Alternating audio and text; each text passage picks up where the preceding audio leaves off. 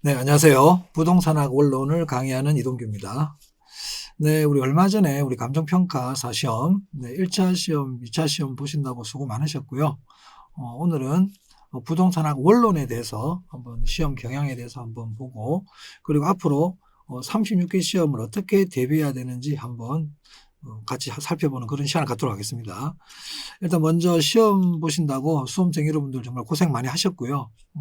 뭐 좋은 결과가 있으신 분도 있겠지만 또 아쉽게 좀 또 원하지 않는 결과가 나오신 분들도 계실 텐데요. 만약에 내년에도 이 시험을 다시 준비하시고자 하시는 분들이 계신다면 올해의 실패를 교훈 삼아 내년 시험에 조금만 더 노력하시면 아마 좋은 결과가 있을 거라 봅니다. 그러기 위해서는 우리 기출문제를 분석을 해서 어떤 문제들이 나오고 앞으로 이런 문제들이 나올 수 있겠구나 하는 게 이제 우리가 기출문제를 보는 하나의 이제 이유라 할 수 있겠죠. 그죠? 자, 전반적으로 올 근본 부동산학 원론 시험 문제는 좀 평이했다고 볼 수 있습니다. 그래서 그동안에 나왔던 부분들의 문제들에서 대부분 나왔다 볼 수 있고요. 그래서 문제 난이도는 예년에 비해서 높지 않았다. 오히려 좀 더 낮았다고 저는 보고 있습니다. 그래서 충분히 어느 정도 기본적으로 준비가 되신 분들은 70점 이상의 점수를 받을 수 있지 않겠나 이런 생각이 들고요. 우리가 항상 1차 시험 같은 경우는 객관식 시험 같은 경우는요. 학원론 같은 경우는 특히 짧은 시간에 우리가 문제를 풀어야 되잖아요. 그죠? 다른 과목에다가 시간을 많이 할애를 할 수 있어야 되기 때문에 시간 자체를 많이 관리를 잘 하셔야 됩니다. 그래서 어떤 한 부분이 나왔을 때 그 부분에 대한 정확한 이해와 숙지가 필요합니다. 한 문항에서 만약에 1번이 답이라는 게 파악이 됐을 때는 그 1번이 답이라는 걸 알고 체크할 수 있을 정도의 실력이 배양이 돼야 되겠죠. 그럴 때 주어진 시간 내에서 1차 과목을 충분히 자기 본인이 원하는 점수를 받을 수 있을 겁니다. 그래서 항상 1차 시험, 특히 객관식 시험은 어떤 부분에 대해서 정확하게 알려고 노력하는 게 중요하다고 할 수 있겠습니다. 자, 그럼 올해 시험 문제를 한번 보면요. 제가 지금 31회부터 35회까지 일단 출제 경향을 좀 한번 정리를 해봤습니다. 좀 가능하면 제가 디테일하게 좀 표시하려고 좀 신경을 썼는데요. 그래서 보시면 총론 부분, 올해 총론 부분 역시 한 5문제 정도 출제가 되었고요. 예전과 비교했을 때도 그렇게 많이 차이 나지 않는, 물론 31회 때라든지 34회 때는 많은 부분이 출제가 되었지만 올해는 한 5문제가량이 출제가 되었고요. 출제된 부분도 보면 그동안에 나왔던 부분들에서 출제가 되고 있다는 걸 알 수 있습니다. 지금까지 계속 나왔던 권리 분석 부분이 올해는 출제가 되지 않았다는 그런 좀 차이점이 좀 있긴 있네요. 네, 그런 거 외에는 그동안 나왔던 부분들에서 꾸준히 나오고 있다. 그렇게 볼 수 있겠고, 그 다음 수요와 공급인데요. 수요와 공급, 올해 4문제가 출제가 되었습니다. 자, 4문제가 출제가 되었는데 이 수요 공급에서 조금 예년과 다른 게 조금 보이고 있는 것 같습니다. 자, 어떤 내용이냐면 우리 수요 공급 부분은 우리 1차 과목인 경제학 원론이 과목 1차 과목이 있다 보니까 수요 공급에서는 그렇게 많은 문제가 출제가 되지 않았고, 그리고 출제가 되는 부분들도 어느 정도 좀 계산 문제 위주의, 그죠? 탄력성이라든지 수요의 소득 탄력성, 가격 탄력성, 공급의 가격 탄력성 같은 계산 문제라든지 또는 조세 파트와 연결된 세금 부담의 계산 문제, 주로 계산 유형의 문제들이 많이 출제가 되었다고 한다면 올해는 그런 것보다는 이론적인 부분들이 좀 출제가 됐습니다. 제가 전에 파이널 특강 할 때도 잠시 언급을 해드렸는데 우리 부동산학 원론 이 시험 자체가 공인중개사 부동산 학개론과 이렇게 겹치는 과목이지 않습니까? 그래서 제 개인적인 생각으로는 이 부동산학 원론 이 시험이 감정평가사 1차 과목에 들어온 지가 그렇게 많지가 않죠. 한 10년이 안 됩니다. 그래서 지금까지는 기존에 있는 이 섹터 내에서만 반복적으로 출제가 되는 경향이 있지만 앞으로는 공인중개사 쪽에서 나왔던 시험들 중에 공인중개사 시험에서는 중요하게 다루고 있는데 우리 감평사 학원론에서는 아직 출제가 좀 그렇게 많이 되지 않았던 부분, 그런 부분들이 출제 가능성이 앞으로 조금씩 나타나지 않겠나 저는 그런 좀 생각을 갖고 있었는데요. 올해 좀 그런 부분이 조금 반영된 부분이 없지 않아 있었습니다.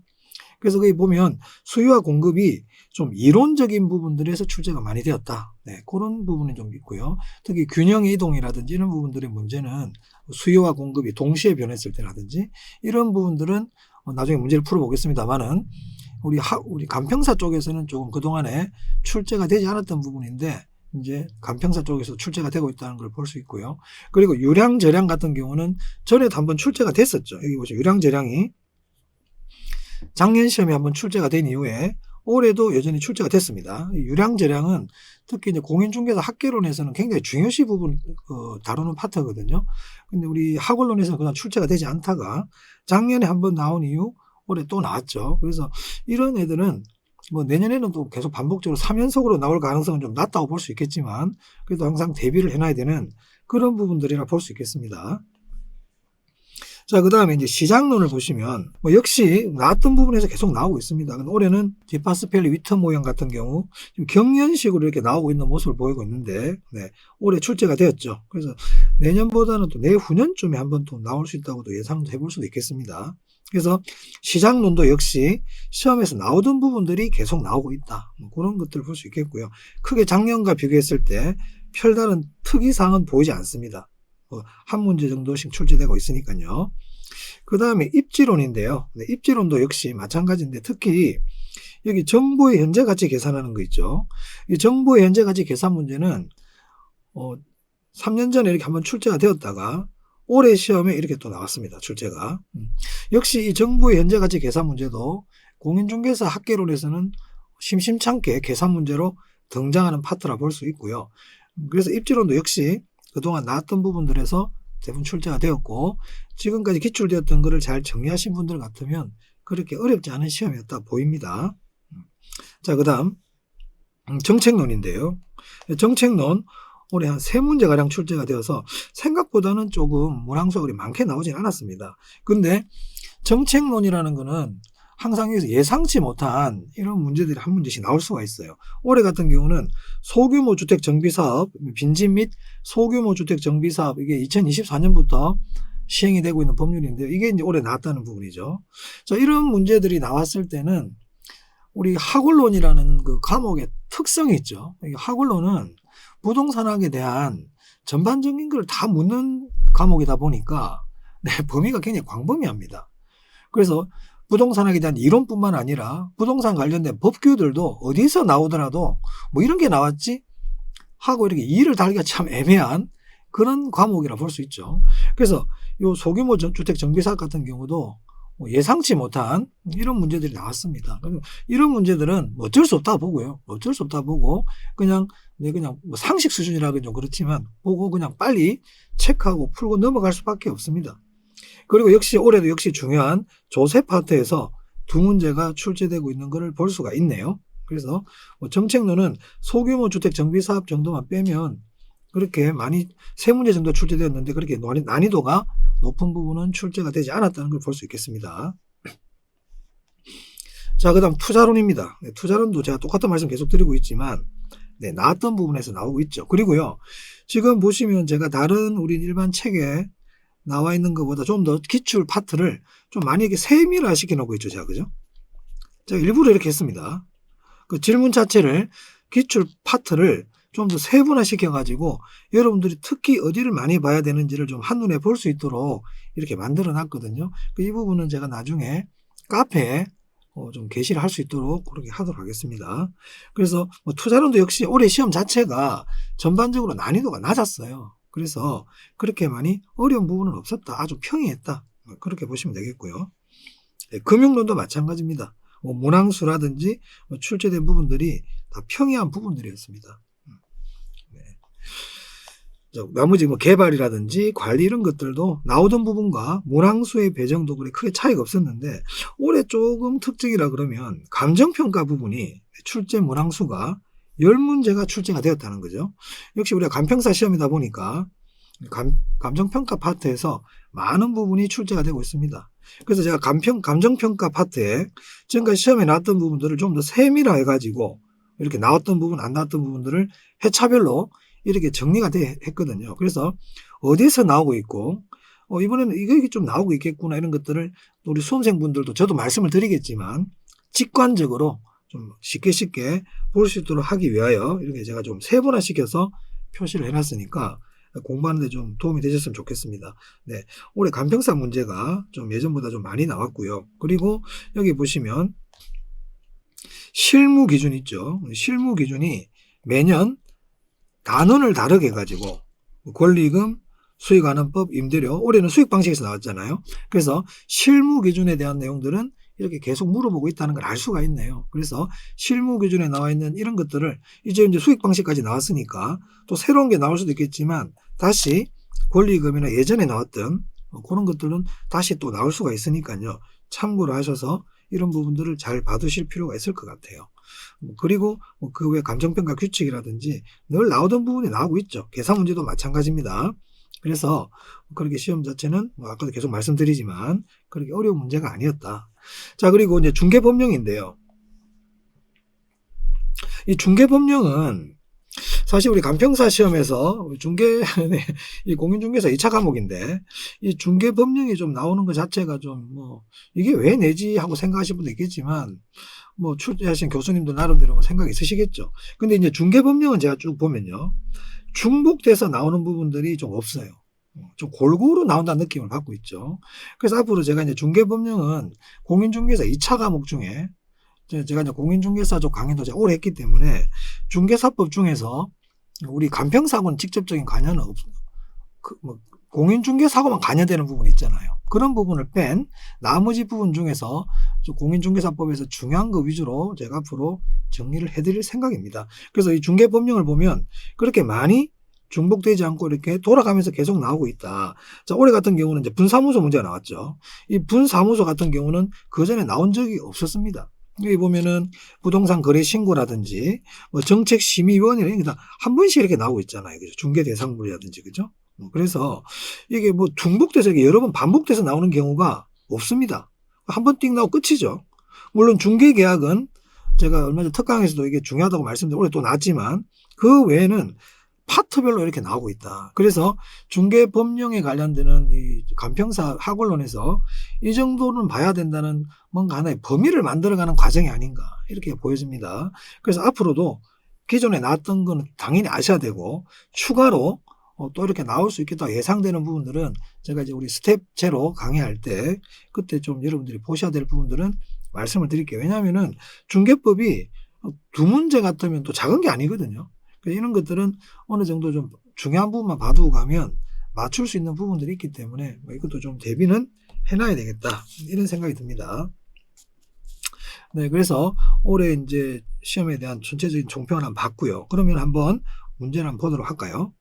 자, 그럼 81번 한번 보겠습니다. 자, 오늘 전체를 제가 다 풀 수 있는 건 될지 모르겠지만 가능하면 한번 다 풀어볼 수 있도록 할 텐데 일단 한번 볼게요. 자, 81번 보면요.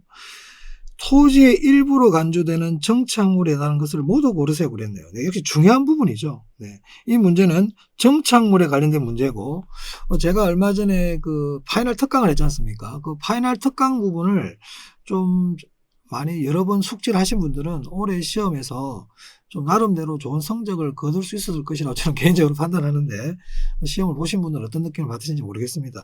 역시 이 부분도 제가 그때 다뤘던 부분인데요. 올해 정착물이 나올 수가 있는 가능성이 있었거든요. 자, 정착물은 정착물이 아닌 것, 동산이죠. 그리고 정착물 중에서 토지와 독립된 정착물, 토지의 일부인 정착물 이 세 파트를 나눠서 보는 게 아주 중요한 부분이죠. 근데 이 문제는 보면 토지의 일부로 간주되는 정착물에 해당하는 것을 모두 고르라는 그런 문제가 되겠습니다. 크게 어렵지 않은 문제죠. 자, 기억해 보면 가식 중에 있는 수목이랍니다. 자, 얘는 동산이죠. 정착물이 아닙니다. 자, 그 다음 매년 경작을 요하지 않는 단연생 식물. 네, 이건 일부인 정착물 맞네요. 맞고요. 자, 그 다음 건물은요. 토지가 독립된 거죠. 아니고요. 자, 소유권 보존 등기된 임목이랍니다. 자, 소유권 보존 등기된 임목, 등기된 나무, 네, 독립된 정착물이죠. 자, 그 다음 국어는요, 네, 일부인 정착물 맞습니다. 자, 다음 경작수확물은 뭡니까? 경작수확물도 동산이죠. 동산. 그러면 토지의 일부로 간주되는 게 뭐가 있습니까? 니은하고 미음 두 개네, 그죠? 정답은 2번이 되겠습니다. 그렇게 어렵지 않은 문제가 되겠습니다. 자, 그 다음 82번입니다. 82번에 공인중개사 법령상 중개법 문제가 나왔네요. 개업 공인중개사에 관한 내용으로 옳지 않은 거 그랬는데 나머지 지문들은 맞는 문제죠. 근데 여기 보면 분사무소 문제가 나오고 있습니다. 여기 보시면요. 4번 지문을 보시면 4번이 정답인데요. 개업 공인중개사는 대통령령으로 정하는 기준과 절차에 따라 등록관청의 허가를 받아 그 관할구역 외에 분사무소를 둘 수 있다. 네, 둘 수 없습니다. 자, 법인인 개업 공인중개사는 분사무소를 둘 수 있죠. 하지만 개인인 개업 공인중개사는 분사무소를 설치할 수 없다. 그래서 그 부분이 틀린 부분이 되겠네요. 네. 자, 정답은 4번이었고요. 그렇게 어렵지 않은 문제인데 생소한 부분이다 보니까 좀 이걸 좀 찾기 힘든 부분이 있을 수도 있고 그런 분도 계실 수는 있을 것 같아요. 정답은 4번이었고요. 자, 83번입니다. 자, 주택법령상 주택의 정의에 관한 설명이다. 옳은 것은 그랬습니다.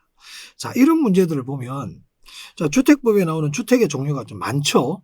그걸 우리가 다 외우기가 참 힘듭니다. 우리가 학원론을 공부할 때 주택법 내용을 다 공부할 수는 없고요. 근데 제가 전에 그 파이널 특강할 때 대표적인 주택을 몇 개 말씀드렸죠. 준주택, 네, 기억나시는지 모르겠습니다. 도시형 생활주택, 그리고 세대 구분형 공간주택 있잖아요. 세대 공간 구분하는 게 있지 않습니까? 여기 보시면, 네, 여기 세대 구분형 공동주택 있죠. 네. 이 세 주택은 제가 중요한 주택들이니까 조금 기억을 해두는 게 좋겠다. 이런 말씀을 드렸습니다. 자, 그래서 이제 그 부분이 이번에 시험에 문제 나왔는데, 자, 먼저 보시면요. 1번 보시면, 민영주택이 나왔죠. 자, 민영주택이라는 게 뭡니까? 네, 민간이 건설한 주택이라 볼 수 있어요.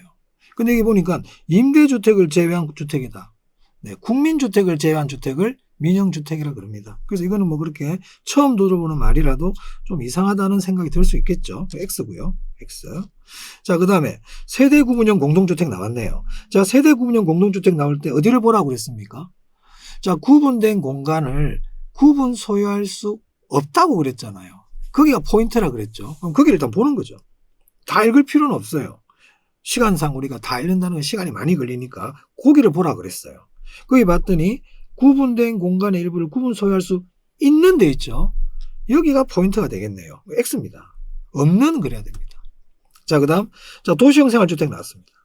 도시형 생활주택이 나오면 300세대 미만이라 그랬죠. 그리고 분양가 규제를 적용받지 않는다. 이 두 개가 포인트라 그랬습니다. 그럼 여기 봤더니 300세대란 말이 나오고요.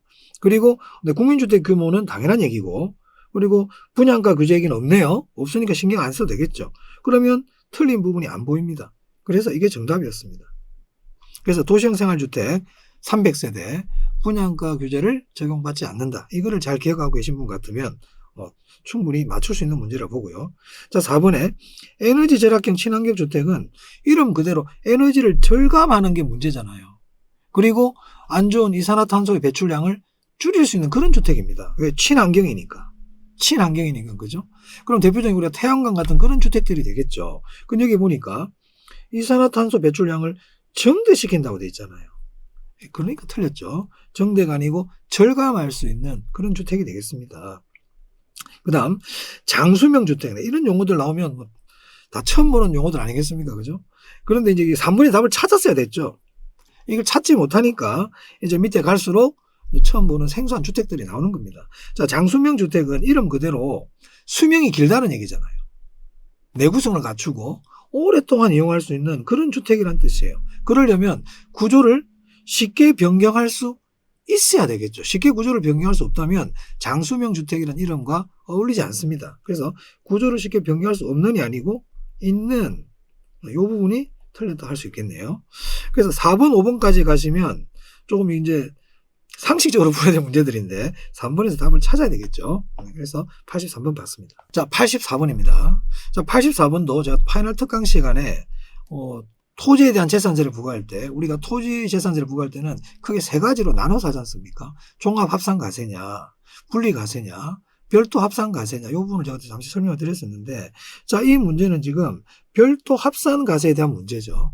그러니까 별도 합산가세가 나오면 분리가세와 조금 비교할 수 있어야 돼요. 이건 제가 나중에 뭐 이제 정규 우리 강의할 때 제가 말씀을 드리겠지만, 자, 분리과세. 자, 분리과세는 기본적으로 분리과세는요, 네, 뭐 보호라든지 또는 뭔가를 지원을 한다든지, 지원, 보호, 그리고 사치성이 있죠. 이런 것들이 주로 분리과세 대상이 됩니다. 그럼 여기 보면 1번이라든지 2번에 보시면 여기 지원이라는 말도 나오고 있고요. 그죠? 그리고 여기 보면 보호 육성 이런 말이 나오죠. 그래서 여기서 별도 합산 과세 대상에 해당되는 거는 5번이 되겠습니다. 그래서 요거는 사실은 좀 여러분 어려울 수는 있지만 좀 암기에 가까운 파트죠. 근데 암기를 하실 때 분리가생은 지원이라든지 보호라든지 또 사치성 이런 것들은 주로 분리가세 해버린다. 그 외에는 좀 이렇게 또 합산가세가 있다. 이런 식으로 별도로 정리를 잘 하셔가지고 외워주셔야 되는 그런 파트가 되겠습니다. 자, 그 다음 85번요. 디파스켈리 위턴 모형이 나왔습니다. 정답은 여기 3번이 되겠네요. 자, 이 문제를 보시면 건축 원자재 가격이 하락했다고 되어 있죠. 건축 원자재 가격이 하락하면 일단 공급 자체가 증가한다는 걸 볼 수 있습니다. 자, 그래서 보시면 원자재 가격 하락으로 신규 건설 비용이 하락한다. 맞는 얘기죠. 맞는 얘기고. 그러다 보니까 신규 건설량이 어떻게 되겠습니까? 증가하겠죠. 그리고 균형 공간 재고는 감소가 아니고 증가한다고 볼 수 있겠네요.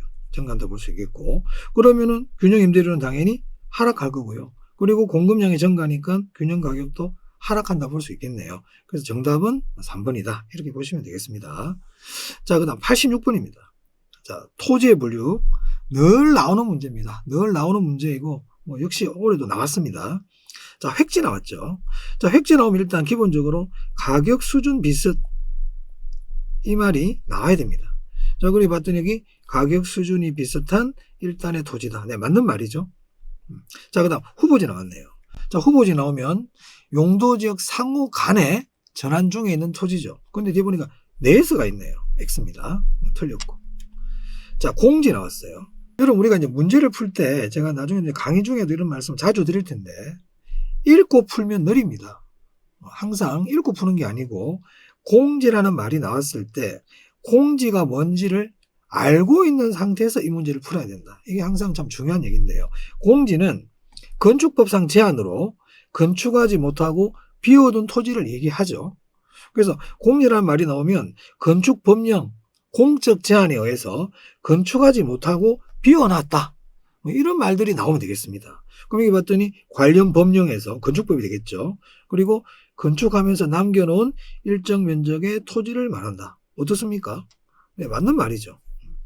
자, 그 다음 리얼 보겠습니다. 이 갱지라는 게 나왔는데요. 갱지는 사실 일본식으로 갱지, 저지 이런 것들은 나지를 좀 세분할 때 표현하는 방법인데 굳이 모르셔도 돼요. 근데 여기 보면 택지 등 다른 용도로 조성되기 이전의 토지라고 되어 있죠. 이게 뭡니까? 네, 소지, 원지를 얘기하겠죠. 그래서 갱지가 아닙니다. 갱지와 저지까지는 여러분 지금 아실 필요는 없고요. 이건 제가 나중에 이제 우리 스텝 제로 강의할 때 그때 참고로 한번 말씀을 드릴 텐데 갱지와 저지 개념은 사실 일본식 표현이기 때문에 그렇게 우리가 깊이 알아둘 필요는 없습니다. 이 뒤에 말이 소지 원지라는 걸 아는 게 중요하겠죠. 그러면 정답은 3번이 되겠네요. 자, 87번입니다. 부동산 중개계약에 관한 설명이다. 괄호안에 들어갈 것으로 옳은 것은 그랬네요. 네. 중개계약 문제가 얼마 전에 나왔는데 또 나왔습니다. 자, 파이널 특강 시간에도 제가 다뤘었고요. 자, 여기 보시면 중개 의뢰인이 특정한 개업 공인중개사를 정하여 그 개업 공인중개사에게 한정하여 자, 특정한 개업 공인중개사를 정한답니다. 그리고 그 개업 공인중개사에게 한정해가지고 중개 대상물을 중개하도록 한답니다. 자, 이건 뭔가요? 네, 전속중개죠. 전속중개. 전속이네요. 한정했다 그랬고, 그죠? 자, 니은 보겠습니다. 중개 의뢰인이 해당 중개 대상물의 중개를 불특정 다수의 개업 공인중개사에게 의뢰하고 먼저 거래를 성사시킨 개업 공인중개사에게 보수를 지급한다. 일반 중개계약이죠. 그래서 정답은 5번이 되겠네요. 그리고 거기 그렇게 어렵지 않은 내용이었습니다. 공동중개라든지 이런 것들은 지문을 보면 공동중개라는 걸 읽어보면 알 수가 있겠죠. 그래서 답은 5번이 되겠습니다. 자, 87번 봤고요. 88번인데요. 네, 88번 같은 경우도 좀 충분히 예상을 할 수 있었지만 조금 너무 디테일하게 좀 지엽적으로 된 문제라고 볼 수 있어요. 자, 간평사 우리 부동산에 올라온 조세 파트를 보면 좀 조세 부분 문제가 조금 부분적인 지엽적인 부분 문제들이 많이 나오는데 특히 문제는 특히 좀 더 지엽적이지 않나 이런 생각이 드는데요. 하지만 그전에 이런 문제들이 나오고 있었기 때문에 좀 준비를 할 필요가 있었다고 봅니다. 자, 여기 보면 시군세를 물어보고 있죠. 자, 여기 보시면 지방세 중에 특강도세가 있고요. 시군세가 있어요. 특강도세와 시군세가 있는데 이 차이점을 묻는 그런 문제나 볼 수 있습니다. 그 정답은 3번이 되겠습니다. 여기 있는 애들은 다 좀 이런 건 특강도세가 되겠습니다. 그래서 이 문제는 특강도세냐 시군세냐 이런 것들을 묻는 문제니까 이런 것들은 조금 어쩔 수 없이 좀 외워두셔야 되는 그런 부분이 되겠습니다. 그래서 정답은 3번이 되겠다. 자, 89번 볼게요. 외부 효과에 관한 내용으로 괄호에 들어갈 것으로 옳은 것은 그랬습니다. 자, 외부 효과 문제인데요.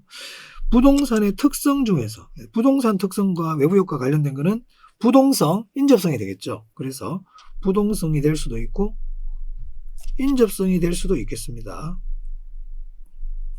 그럼 이 문제 보면 지금 부동성이니까 이런 애들은 답이 될 수가 없겠죠. 자, 그 다음에 두 번째 동그라미인데 부동산 시장 참여자가 자신들의 행동이 초래하는 외부 효과를 의사결정에서 감안하도록 만드는 과정을 외부 효과에 뭐라 한다 이렇게 되어 있죠. 네, 외부 효과의 내부하죠. 자, 여러분 우리가 외부 효과라는 게 뭡니까? 외부 효과는 시장기구를 통하지 않는다고 우리가 보통 이렇게 알고 있잖아요. 시장기구를 통하지 않기 때문에 이걸 외부 효과라 부릅니다. 자, 대표적인 게 공해인데, 자, 우리가 공해는 부의 외부 효과의 대표적인 사례죠. 그럼 이런 공해와 같은 부의 외부 효과가 왜 발생합니까? 만약에 공장이라고 치면 이 공장에서 물건을 만드는 그 행위할 때 의사결정 과정에서요. 이 공해 방지 시설에 대한 비용이라든지 이런 것들이 거기 반영이 안 돼 있죠. 정상적인 회사 같으면 공장의 제품 원가를 계산할 때 거기 공해에 대한 처리라든지 공해 방지 시설에 대한 비용이 정상적으로 반영이 되고 그게 반영이 된 상태에서의 제품 가격과 비용 등이 계산이 돼야 되는 게 정상적인 우리 시장 메커니즘인데 이런 부분들이 반영이 안 됐다는 거 아닙니까?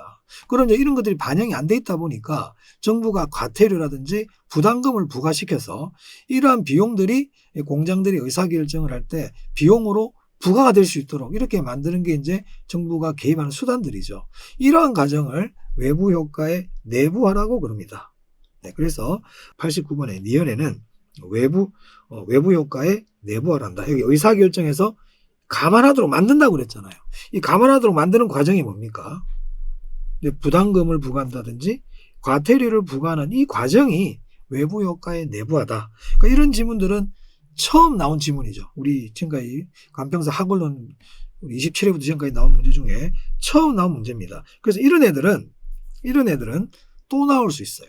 그래서 만약에 이번에는 의사결정에서 감안하도록 만드는 과정 이렇게 나왔지만 다음 시험에서는 부담금과 과태료를 부과했다.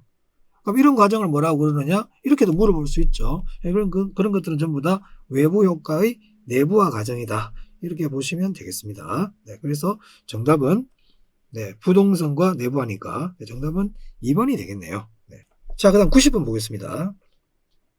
빈집 및 소규모 주택 정비에 관한 특례법상 소규모 주택 정비 사업에 해당하지 않는 것 찾는 거네요. 네. 아까도 제가 잠시 첫 부분에 말씀드렸지만 처음 나온 부분이고 신생 법률이라 볼 수 있어요. 이런 것들은 우리가 외울 수밖에 없죠. 네, 정답은 빈집 정비 사업이 되겠습니다. 빈집 정비 사업은 소규모 주택 정비 사업에 들어가지 않습니다. 여기 보면 빈집 및 눈치가 빠른 분들은 빈집 및 소규모 주택 정비 사업이잖아요. 그죠? 그러면 여기서 얘를 묻고 있지 않습니까? 그죠? 그러니까 이거는 아니구나. 이렇게 답을 찾는 분들도 계실 수가 있겠어요. 정답은 1번이 되겠습니다. 자, 91번입니다. 감정평가에 관한 규칙에 관한 내용으로 옳지 않은 것은 그랬네요. 네, 감정평가 규칙 문제 여전히 출제가 되고 있습니다. 자, 틀린 거 찾기네요.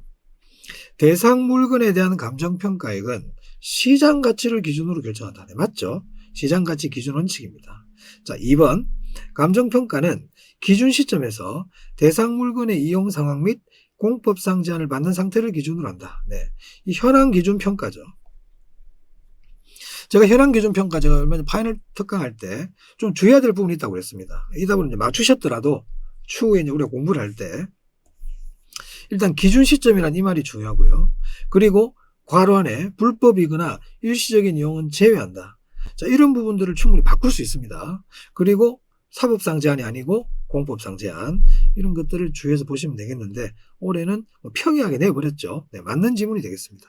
맞는 지문. 자, 3번 볼까요? 감정평가는 대상 물건마다 개별로 해야 한다. 네, 이게 원칙이죠. 개별 물건 기준 원칙 맞습니다.